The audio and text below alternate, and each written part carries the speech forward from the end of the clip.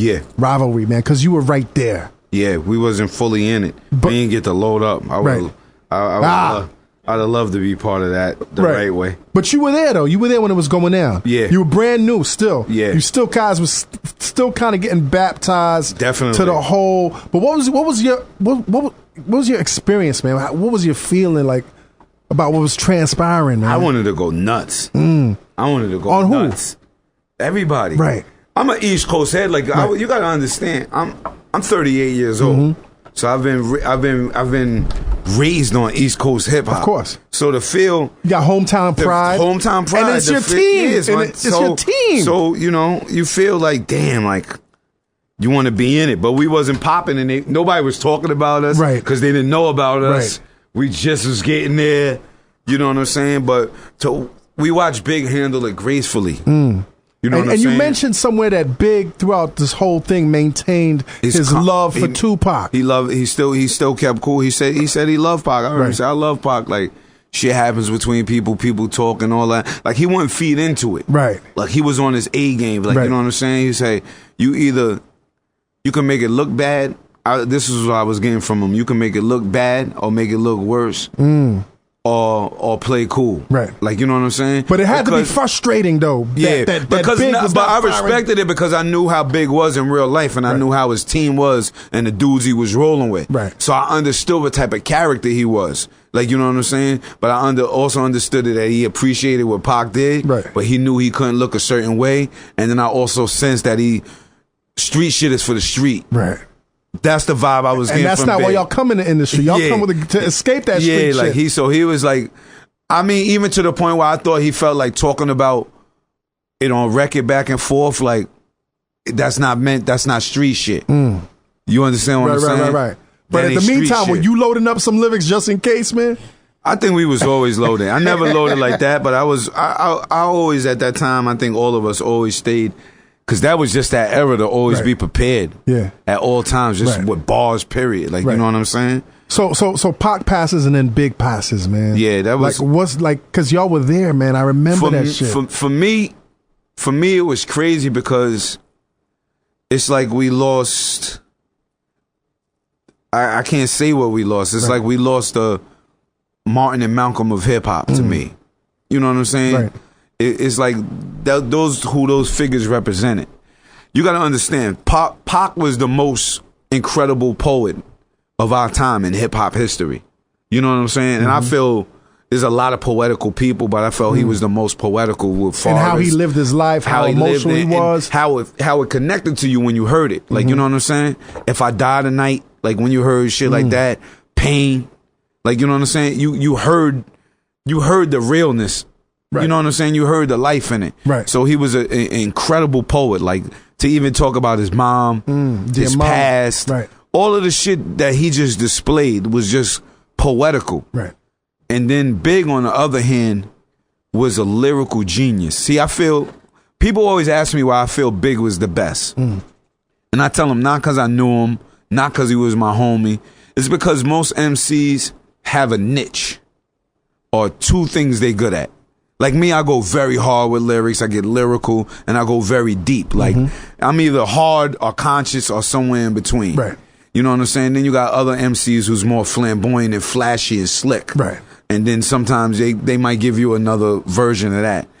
Big was a very well-rounded MC. Lady song, he's gonna give you a 10. He's gonna nail a 10. Story song, 10. Battle rap. 10. Some songs like Who Shot You? Right. 10. Pop songs. 10. Right. Features. 10. Like so he was showing you I could do it any way. I can't say there's any other MC. Jay and Nas are great to me. Right. But I don't think they have each category like that. Like, you know what I'm saying? I thought Big had every category you could name, period. Like, and he was so ahead of his time. And yeah, like, and you know, like, you know, when you were saying before about how, you know, you like good things and you like good food, you like, you know, Big at such a young age was living that lavish lifestyle, or even was familiar with it before he even stepped place into it. Because he was hungry for it. That's what he wanted. That's what he wanted. Like, you got to understand, when you nickname yourself for something as an MC, when you get a handle and then you get a second handle, you really mean that shit. Right. You really live by that. Like, you really, in your mind, that's you. Like, in my mind, I'm Styles P, but that ghost shit about me is for real. Like, I'm giving you me. I'm giving you what I really believe in my heart, who I am. Your true essence. And my true essence of me. Right. Big's alter ego was Frank White. Frank White. You understand? The king. Like, so you got to really understand his vision and see when you hear the rhymes and understand as an MC or a hip hop person, damn, this motherfucker is Frank White. Right. Like, this is it. Like, you know what I'm saying? The shit he's talking about is fucking ridiculous on a scale of just ridiculousness. Like, cause I mean, Ready to Die was fucking incredible. Life After Death. That's that. You know how hard it is to catch that zone and that vibe as an MC to catch that, and even hit a Bones Thugs. He hit that Bones Thug style on there. Like, come on, man. Like, come on, man. Like, seriously. Like, when you leave here today, listen to Life After Death. Get a beer. I listened to that shit 2 weeks ago. Smoke if you smoke. You know what I'm saying? Get high. Just really intake the whole journey it's a phenomenal of where album. he took you. Right. It was a journey. Right. Now, one of the most remarkable, and you guys have done a lot of remarkable things in your history, but the most, I would say my personal experience of the Lox doing the most the most remarkable thing is Big dies. I'm at the funeral, and then I'm listening to the song that y'all made. Was it the We Always Love Big Papa. We Always Love Big Papa. Yeah. How the fuck do you record that song so shortly after Big dies? Like, tell me that process. We owed them. Right. How did that happen, though? Like, how did that start? Because that shit blew the fuck out of my mind. We just felt we owed them. Right. You know what I mean? Owed like, Big, we owed the fans. We owed Big. Right. You know what I'm saying? We owed to say, here's the tribute to you. We love you, brother. We'll always love you. Right. The city loves you. You mean a lot to hip hop. You know? It was crazy. That's the king. Right. That's the king. Like, you know, I say I only know two kings, Run and Big. Everybody else, I don't, you know, I respect it. I say, you know, they had their time on the throne. But Big and Run is the only kings I know. You know what I'm saying? But how did y'all even walk to the studio? Because it was like, well, you know, it buckles me to just think about it now. Like, you know what I'm saying? But it was like, did y'all record that with Puff knowing that? We did We Love Big Papa, then we brought it, and then he was like, oh my God, this is crazy. Right. Everybody's just like, yo, this is crazy. You know what I'm saying? And then he did his tribute. Right. So y'all initiated Faith. that. Yeah. Yo, man, give them a round of applause. We had to. That's the king. I could never wrap my mind around that. You gotta understand, if you're around somebody and you pardon me, it made me tear thinking of Big. Nah. And, so right, man, get the man a tissue, man. And he was a fly dude. That shit hurt when Big died. Nah, it hurt. It hurt. Nah, it really, really hurt, man. Speaking about the greatness of Big, like the greatness of Big, not only did it show when he was alive, but once he left, man, it just seemed like the ecosystem that was in New York. I was thinking about Big today. That's why it just fucked me up. You just asked me, because I actually was just smoking, thinking about Big. I was like, damn, if I wonder how he would sound on shit today and where his vocabulary would be. I always think about that. Because your vocabulary only gets better. Right, of course. So it just made and he was only, 24 years old? His vocab was out of this world. Right. You know what I'm saying? His vocab was sick. Right. It was like crazy. Like, so that's why it just touched me, because I was just thinking, like, because, you know, I study Big a lot. You know, I study all the greats. Right. I listen, I vibe to it, I study. Right. And it's just like his wordplay was so phenomenal. Right. His brain was crazy. Yeah. Arizona rhyme from Tucson. Used to black Yukon. Right. Mostly rock the Isleys.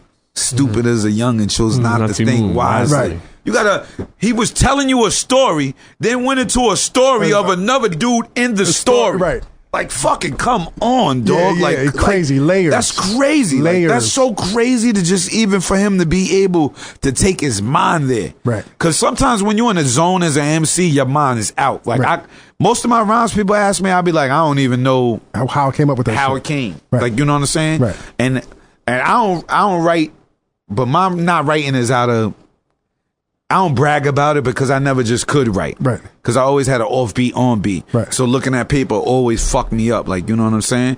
And I think that's why Big loved us too. I think that was another connection.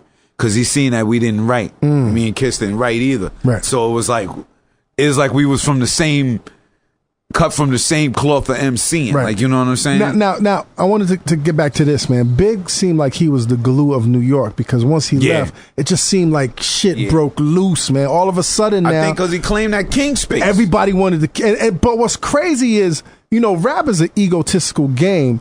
But it wasn't until after he passed that it was obvious that cats really respected his being the king. Because after that, and y'all was on ground zero, man. Like it went, like everybody went after each other, man. Like what was you thinking? Like the audacity of niggas trying to say they was the king. To me, I respected Nas because Nas been saying he was the king too. Right. So it ain't like Nas just made up like that he was the king. Right. Like, you know what I'm saying? But I thought it was dope that they did that though. Right. How'd you feel about Jigga like coming straight for the throne, man? I ain't mind. Right. I really didn't mind because you're supposed to do what you got to do for the slot. No crown. The crown got to be put on. Right. But you got to fight for the crown. You got to fight for the crown. Right. Who don't want? That's what MCing is about. That's what MCing is about. MCing is about being cool, respecting your competition, respecting your competitors, respecting those who came before you, respecting those who come after you. Right. But you laying your shit down firmly. Yeah. Like, you know what I'm saying? Who the fuck wants to get in the booth and I want you to talk about me the most on a song? Right. I don't give a fuck. Like, you know what I'm saying? That's what I want. I don't want to. Who wants to play the All-Star game but not be the MVP? Right. But the aftermath of that, man, like cats, it just seemed like it was the everybody. They still want for the crown. Who has the crown now? May I ask you? I mean, some would argue and say that it is Jigga. Some would argue. Still? I thought he would. Not retired, but I mean, just in terms of his moves beyond. Oh, his move. Yeah, he definitely. Him and business-wise, you mean? Business-wise. Then you got to split it between him, Puff, and 50. That's true. What about Puff and 50's business? I always seen it as like I'm not saying no one's the king. I would just say like Puff is like. What's the criteria for the king now? I mean, I don't know, man. What makes you the king? I don't know. Exactly. I mean, if you say it long enough and people start believing it, I don't know. Well, a lot of people stamp that he is the king. You know, a lot of people stamp that Ho was the king. Right. And it's longevity too. A lot of people stamp Nas as the king.